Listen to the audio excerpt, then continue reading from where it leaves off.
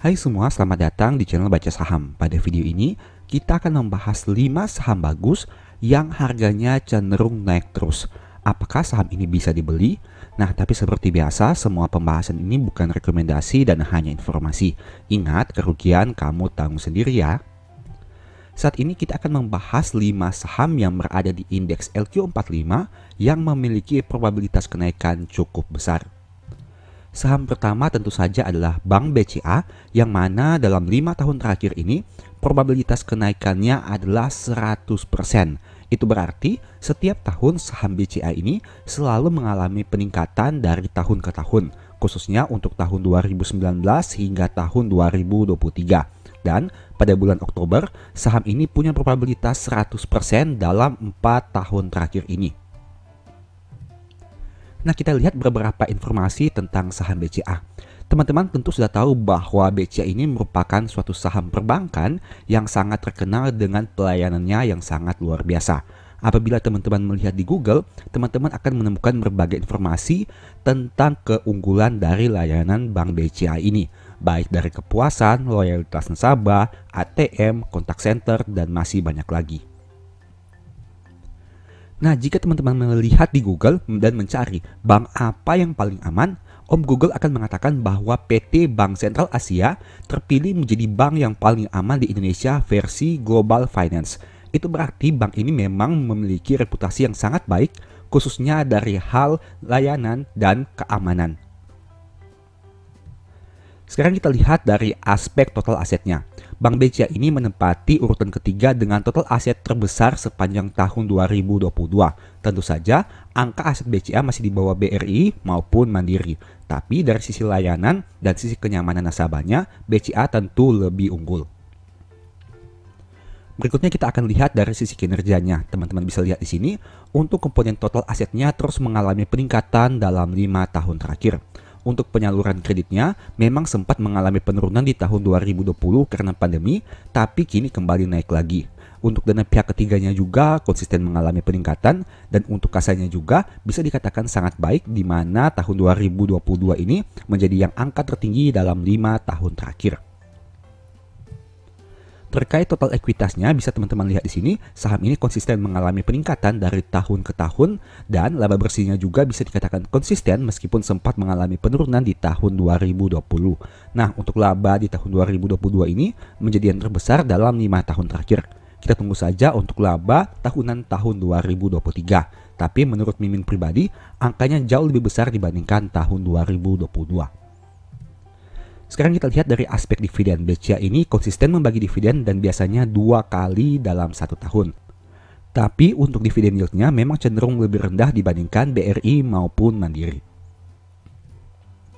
Sekarang kita lihat dari historical PBV-nya. Bisa teman-teman lihat di sini, memang secara historical PBV, saham BCA ini diperdagangkan di atas rata-rata PBV-nya. Bahkan menyentuh angka tertinggi dalam 3 tahun terakhirnya. Dan untuk secara nominal, memang PBV BCA di angka 5,2 kali lebih tinggi dibandingkan PBV Bank Mandiri maupun Bank BRI. Saham kedua tentu saja pesaingnya adalah BRI, di mana dalam 5 tahun terakhir ini probabilitas kenaikannya 80%. Artinya, sejak tahun 2019 hingga tahun 2023, hanya pernah mengalami penurunan 1 kali, yaitu di tahun 2020. Tapi kita bisa maklumi karena pada tahun ini terjadi pandemi. Nah, jika teman-teman melihat di Google, bank dengan laba terbesar per Q1 tahun 2023, tentu saja akan mendapatkan nama BRI dengan pencapaian laba yang mencapai 15,5 triliun rupiah. Angka ini jauh lebih besar dibandingkan pencapaian laba BCA sekalipun. Nah, kemudian menjadi pertanyaan, kenapa Bank BRI ini lebih populer di kota-kota kecil? Tentu saja karena mereka ini punya ruang lingkup yang jauh lebih luas. Jika BCA teman-teman hanya menemukan di kota-kota besar, tapi Bank BRI teman-teman akan menemukannya hingga ke pelosok-pelosok desa. Ini merupakan salah satu nilai tambah dari saham BRI. Kemudian saham ini juga memiliki banyak entitas anak yang merupakan perusahaan-perusahaan terkenal, seperti contohnya PT Pegadaian, Asuransi BRI Life, BRI Dana Reksa, dan lain sebagainya. Ini tentu saja akan menyumbang profit kepada induk usahanya, yaitu Bank BRI. Kemudian BRI juga menempati peringkat pertama sebagai perusahaan terbesar di Indonesia versi Forbes Global 2000. di mana memiliki ranking 349 dunia atau naik peringkat dari urutan 362 pada tahun yang lalu. Aspek berikutnya dari sisi dividen, BRI juga merupakan saham yang konsisten membagi dividen setiap tahun dengan yield yang menarik, yang tentunya lebih besar dibandingkan BCA. Terkait kinerjanya, bisa teman-teman lihat di sini, EPS perusahaan ini konsisten mengalami peningkatan dalam 4 tahun terakhir, di mana kinerja di tahun 2023 ini diproyeksikan menjadi yang terbaik dalam 4 tahun terakhir. Nah, saham ketiga adalah Bank Mandiri yang tentunya sister company dari BRI, di mana saham ini juga memiliki probabilitas kenaikan 80% dan hanya pernah mengalami penurunan di tahun 2020. Dan pada bulan Oktober saham ini punya probabilitas kenaikan 100% dalam 4 tahun terakhir. Sekarang kita akan lihat, Bank Mandiri ini memiliki nilai aset paling besar di Indonesia, khususnya per akhir tahun 2022. Ini merupakan angka yang jauh lebih unggul dibandingkan BRI maupun BCA sekalipun. Kemudian dari aspek kasa, teman-teman bisa lihat bahwa kasa Bank Mandiri ini, kalau saya tidak salah ingat, jauh lebih baik dibandingkan Bank BRI, Bank BNI maupun Bank BUMN lainnya. Dan mungkin bisa kita sandingkan dengan kasa Bank BCA, meskipun secara nominal tentu saja BMRI jauh lebih rendah dibandingkan kasa BCA. Nah, ini merupakan keunggulan berikutnya dari Bank Mandiri. Tentu saja apabila di branding, teman-teman lebih memilih mana, ingin menjadi Mandiri prioritas atau ingin menjadi BRI prioritas. Kalau saya pribadi, saya lebih senang atau saya akan lebih bangga jika disebut sebagai Mandiri prioritas yang memiliki saldo rata-rata bulanan sekitar 1 miliar rupiah. Nah, ini merupakan salah satu brand image yang dibangun oleh Mandiri yang mana memiliki nilai tambah dibandingkan bank BUMN lainnya. Sekarang kita bahas dari aspek dividen. Sama seperti dua perusahaan sebelumnya, Mandiri juga ini konsisten membagi dividen setiap tahun dengan yield yang menarik.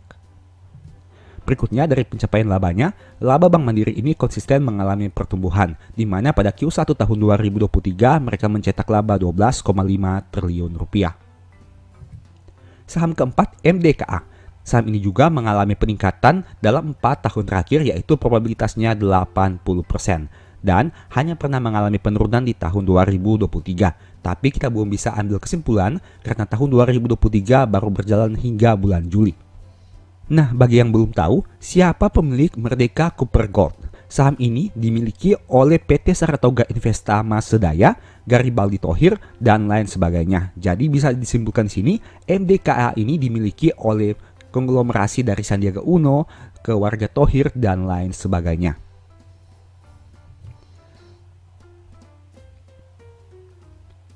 Berikutnya kita akan bahas dari aspek fundamental bisnisnya. Bisa teman-teman baca di sini dari suatu artikel yang saya ambil, MDKA ini mengalami peningkatan pendapatan sebesar 74% pada Q1 tahun 2023 dan lebih tinggi dibandingkan periode yang sama tahun sebelumnya. Itu artinya di kinerja tahun 2023 ini diharapkan perusahaan mencetak kenaikan laba yang jauh lebih besar dibandingkan tahun 2022. Tapi itu bisa kita simpulkan jika laporan keuangan Q4 tahun 2023-nya sudah terbit. Nah, apabila teman-teman mencari informasi di Google, 7 emiten penguasa tambang emas akan didapati nama MDKA di sana, yang mana memiliki pesaing Antam, MEDC, UNTR, PSAB, dan lain sebagainya. Itu berarti MDKA ini merupakan salah satu penguasa tambang emas di Indonesia yang layak untuk dipertimbangkan. Untuk aspek valuasinya, sayangnya saham ini sudah tinggi dengan angka PBV 5,33 kali dan PER-nya 427 kali. Ini merupakan suatu hal yang harus teman-teman waspadai, mengingat saham ini punya valuasi yang sudah cukup tinggi. Dengan modal 624, saham ini dijual dengan angka 3.330, yang mana 5,33 kali lebih mahal. Dan rasio DER-nya juga sudah tinggi dengan angka 195%, yang artinya hutangnya lebih tinggi dibandingkan modalnya. Saham terakhir adalah TOWR. Saham ini juga punya probabilitas 80% dalam 5 tahun terakhir, yang mana hanya pernah mengalami penurunan di tahun 2022 saja. Siapa pemilik Sarana Menara Nusantara? Apabila teman-teman hanya membaca nama awalnya Martin Basuki dan Victor Ahmad, mungkin teman-teman tidak mengenali. Tapi apabila teman-teman membaca marga pemiliknya, tentu saja teman-teman akan tahu bahwa saham ini dimiliki oleh grup Carom sama seperti pemilik dari grup Bank BCA.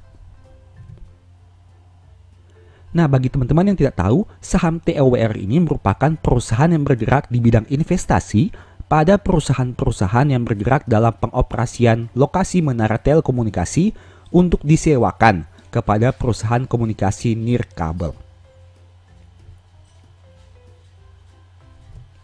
Sekarang kita akan lihat kinerja saham TOWR dalam 4 tahun terakhir. Bisa teman-teman lihat di sini, IPS-nya bisa dikatakan cenderung stabil meskipun tidak mengalami peningkatan ataupun penurunan yang signifikan. Dan dari aspek dividen, saham ini juga konsisten membagi dividen biasanya 2 kali dalam 1 tahun, yaitu sejak tahun 2017 hingga tahun 2022. Nah, dividen yield-nya sekitar 2,1%, tapi untuk valuasi sudah cukup tinggi dengan angka PER 18 kali dan PBV 3,6 kali. Apalagi rasio hutangnya sudah tinggi dengan angka 340%, yang berarti total hutangnya 3 kali lipat lebih besar dibandingkan modal perusahaan. Dan hal ini tentu saja teman-teman harus pertimbangkan sebelum mengambil keputusan pembelian. Nah, demikianlah 5 saham yang cenderung naik dalam 5 tahun terakhir. Tapi selalu ingat bahwa video ini bukan rekomendasi dan hanya edukasi. Segala risiko kerugian menjadi tanggung jawab kamu sendiri.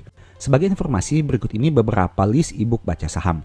Yang pertama, strategi nabung saham yang fokus kepada metode nabung saham. Yang kedua, The Stock Market yang fokus kepada analisa fundamental dan money management. Dan yang ketiga, cara cepat analisa laporan keuangan. Apabila tertarik melakukan pembelian, silahkan chat saja pada nomor WA yang tercantum. Oke, sekian video ini, semoga bermanfaat. Thank you.